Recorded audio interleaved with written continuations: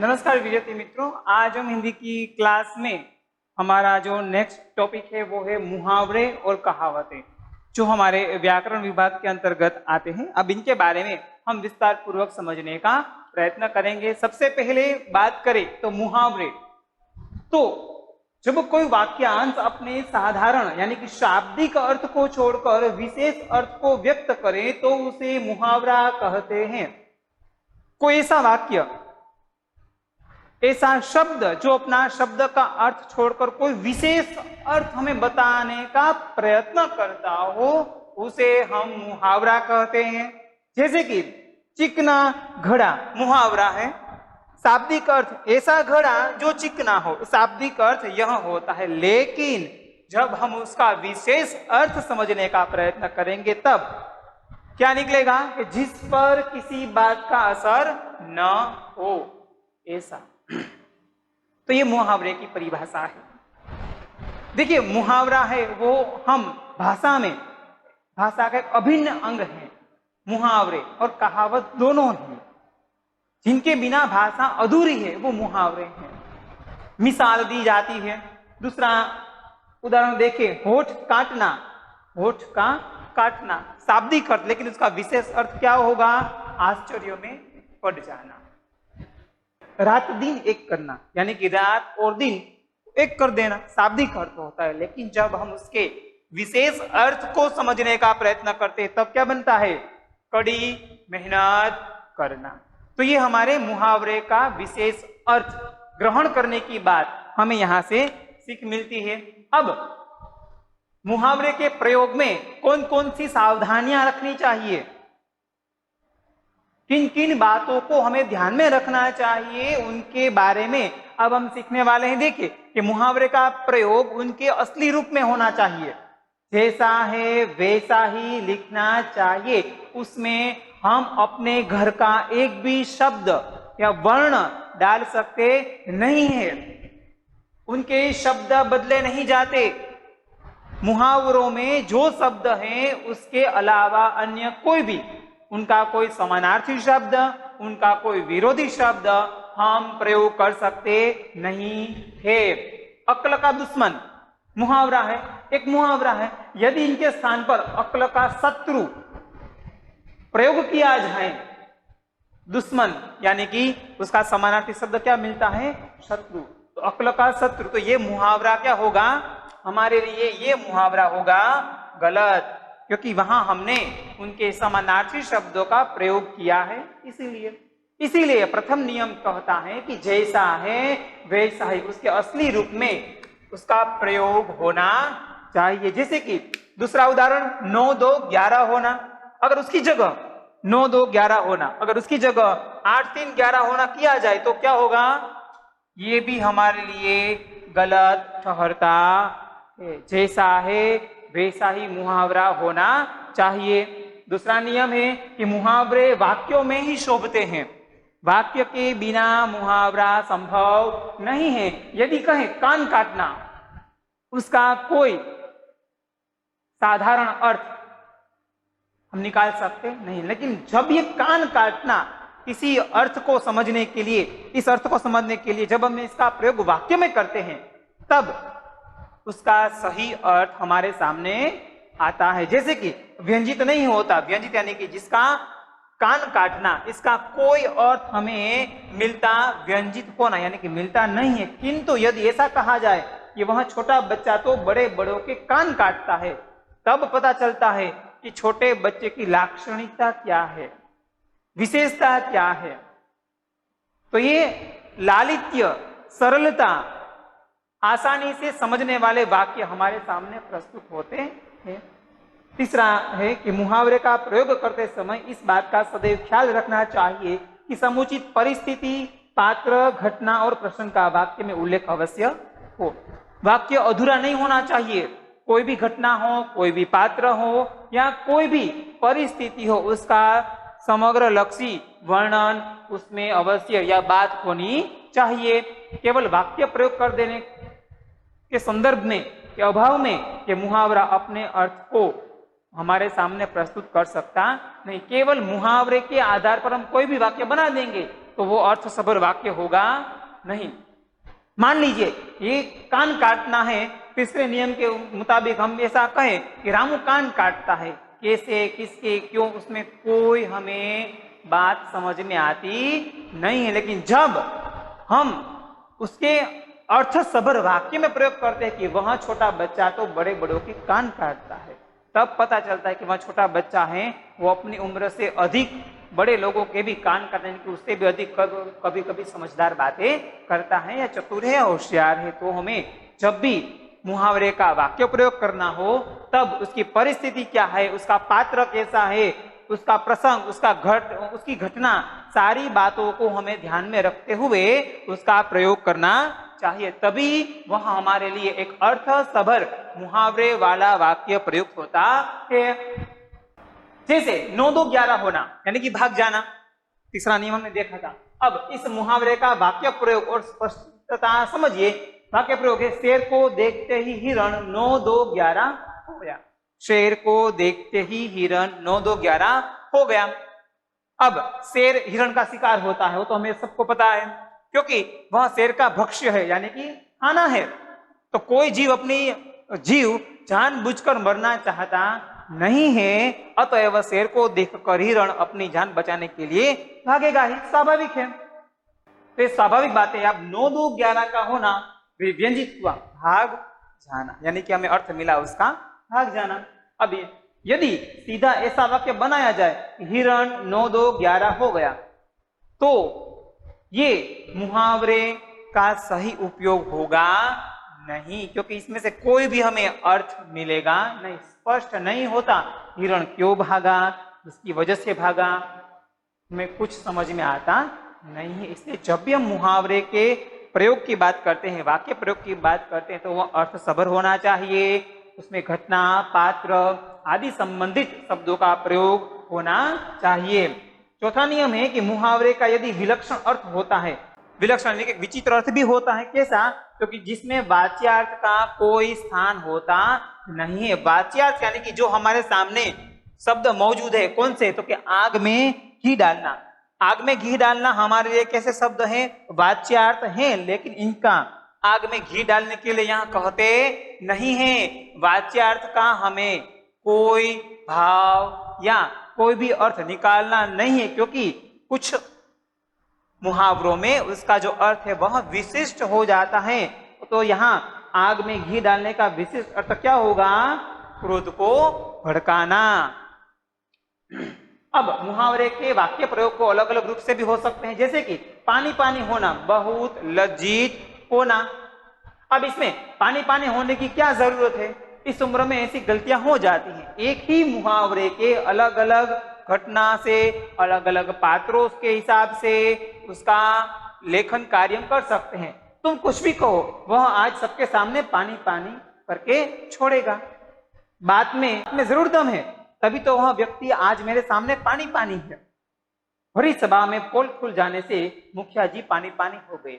सभी देखिए एक ही मुहावरा, लेकिन 4 अलग अलग कंडीशंस, 4 अलग अलग भाव, 4 अलग अलग वाक्यों में एक ही मुहावरे का प्रयोग हमने किस प्रकार किया, यहां पर हम देख सकते हैं।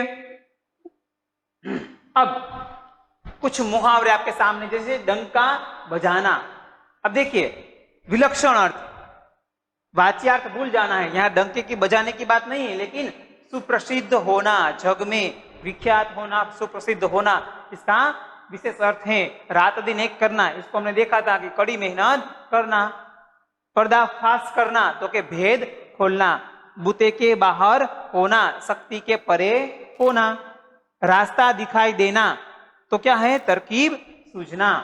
कान खींचना तो के सजा देना। टालम टोल करना, आनाकानी करना। आंखें खुलना तो सत्य समझ में आना। तो ये हमारे लिए चंद मुहावरों के यहाँ उदाहरण हैं।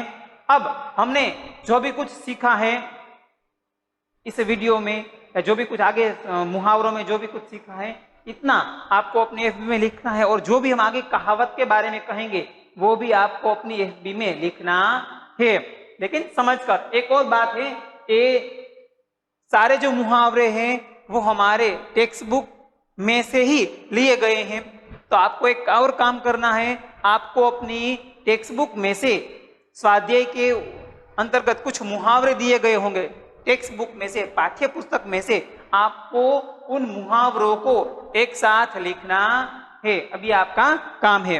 अब हम बात करने वाले हैं कहावत की। तो कहावतें क्या हैं? क्योंकि कहावत लोक से संबंधित है, इसलिए इसका नाम लोकोक्ति है। लोकों द्वारा बोली गई हैं, लोकों द्वारा कही गई हैं, इसीलिए इसे लोकोक्ति या कहावतें भी कहा जाता है। लोकोक्ति शब्द के दो शब्द के मेल से बना है, लोक और उक्ति। हमने आगे संधि का पॉइंट देखा था, लोक उक्ति। तो लोकोक्ति जिसका अर्थ होता है लोकों में प्रचलित उक्ति या कथन, यानी कि जो समाज में लोगों के बीच में प्रचलित उक्ति है, कथन है, वही कथन हमारे लिए कहावत का काम करता है। और ऐसा कथन जो व्यापक लोक अनुभव पर आधारित हो उसे लोकोक्ति या कहावत कहलाता है।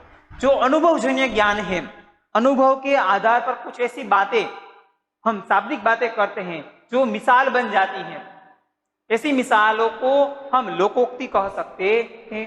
लोकोक्ति या कहावत मानव के अनुभवों की सुंदर अभिव्यक्ति है।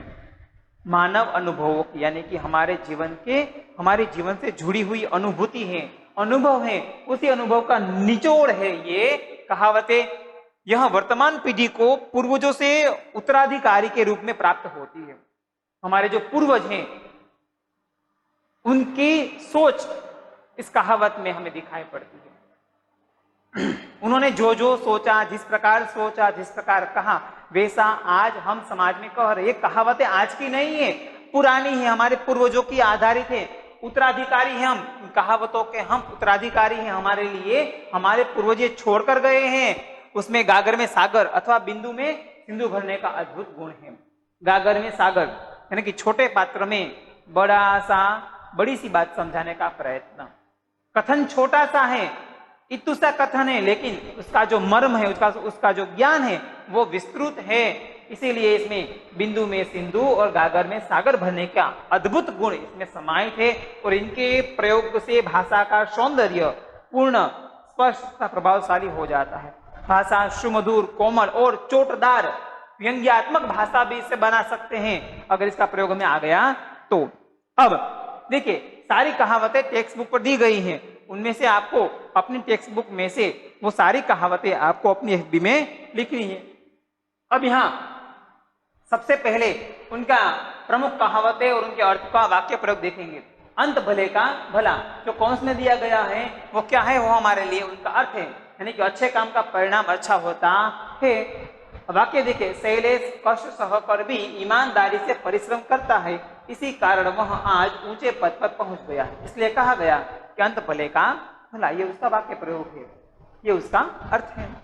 दूसरा, अंधेर नगरी चौपट राजा, टके सिर भाजी टके सिर खाजा, यानी कि जब अयोग्य शासक के कारण कुप्रशासन होना, जब राज्य का राजा ही अयोग्य है तब उसकी प्रजा भी कैसी होगी, अयोग्य। और वहां शासन कैसा होगा, कुशासन, वहां अच्छा शासन होगा नहीं। उस कार्यालय का कोई कर्मचारी काम नहीं करता क्योंकि वहां का जो अधिकारी वह भी भ्रष्ट ही है।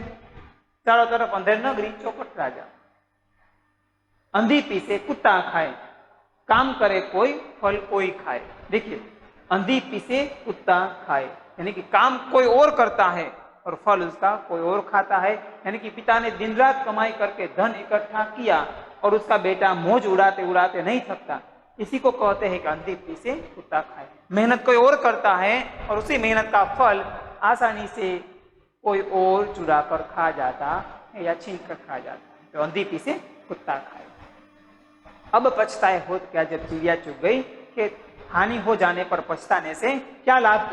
पहले तो बहुत समझाने पर भी तुमने परिश्रम नहीं किया, अब असफल हो गए तो आंसू बहाने लगे। क्या तुम नहीं जानते कि अब पछताए होत क्या, जब चिड़िया चुग गई खेत। अब मार के पीछे भूत भागे, किसी की तरह से समस्या का हल करना, किसी भी, देखिए यहाँ किसी भी तरह से समस्या का हल करने की बात यहाँ कही गई है। तो ये मार के पीछे भूत भागे, हमने मेरी बीमारी सामान्य ले ली, उसमें कहा गया था कि मार के पीछे भूत भागे। उसी प्रकार जब समस्या हद से बढ़ जाती है तब सरल उपाय के बजाय कठिन या शिक्षात्मक रवैया अपनाना पड़ता तो ये हमारी कहावतें हैं। तो ये कहावतें भी हमारी भाषा को सुदृढ़ बनाती हैं, साहित्यिक बनाने का प्रयत्न करती है और चोटदार व्यंग्यात्मक भाषा भी बनाने में सक्षम है। हमारे लिए कहावत और मुहावरे दोनों ही भाषा के लिए महत्वपूर्ण बात रखते हैं।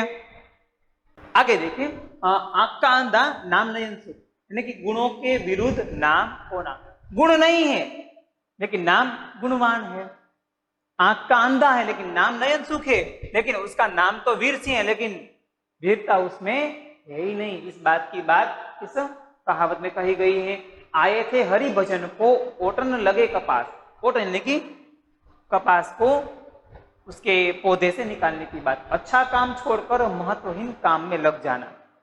हरि भजन जैसा महत्वपूर्ण काम करने के लिए गए थे, लेकिन मामूली काम करने में लग गए। तुम्हें छात्रावास में इसलिए भेजा गया था कि तुम परीक्षा में अव्वल आ सको, पर तुमने तो यहाँ रहकर भी बेकार की बातों में समय बर्बाद करना शुरू कर दिया।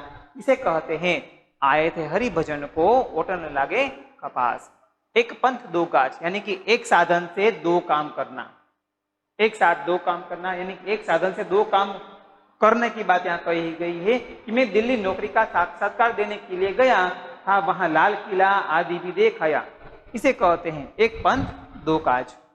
कंगाली में आटा गिला, यानी कि मुसीबत में और मुसीबत का आना। एक तो मुसीबत है उसमें और मुसीबत का आना।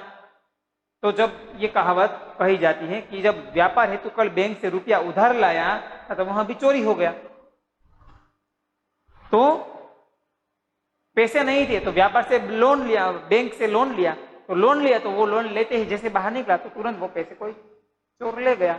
अब उसके पास कुछ पैसा नहीं है, लोन तो चुकानी पड़ेगी, पैसा भी नहीं है, नया व्यवसाय भी करना है, लेकिन कुछ है नहीं। तो कंगाली में आटा गीला, यानी कि मुसीबत में और मुसीबत होना। कहाँ राजा भोज कहाँ गंगू तेली, दो व्यक्तियों की स्थितियों में अंतर होना। हाँ, उस साधारण गायिका की तुलना लता मंगेशकर से करना उचित नहीं है। दो अलग अलग व्यक्ति हैं, दोनों में गुण अलग अलग हैं, दोनों की कभी भी हमें समानता करनी चाहिए नहीं। अब आगे की जो कहावतें हैं, इसमें कुल मिलाकर 26 कहावतें हैं जो आपकी टेक्स्ट बुक में हैं। वो कहावतें आपको अपनी एफबी में लिखनी है।